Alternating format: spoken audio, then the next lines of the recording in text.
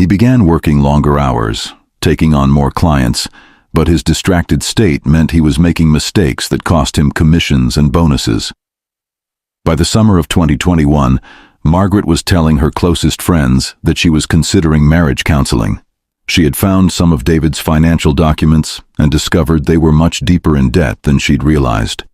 She was also growing uncomfortable with his increasingly possessive behavior, though she still defended him to others.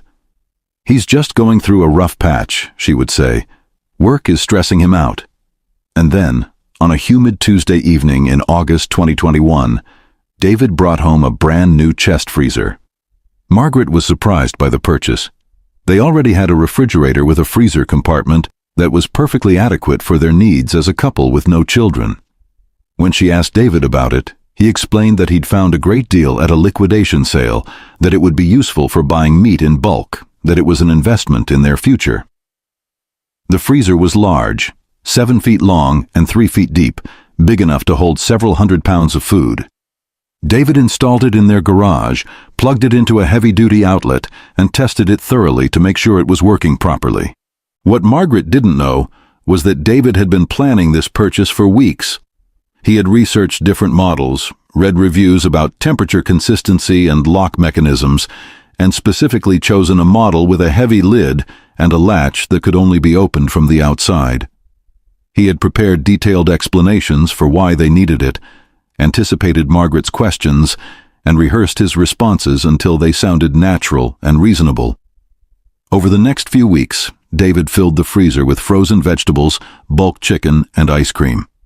He showed Margaret how to organize everything efficiently, where to find what she needed, how to properly close the lid to maintain the temperature. He seemed proud of his purchase, frequently mentioning how much money they were saving by buying in bulk, how organized their meal planning had become. But Margaret noticed something odd.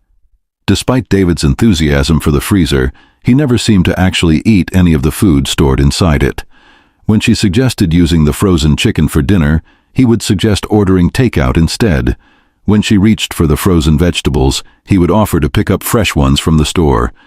It was as if the freezer was meant to be full, but never actually used. On the evening of October 15, 2021, Margaret came home from her shift at the hospital exhausted and looking forward to a quiet night at home.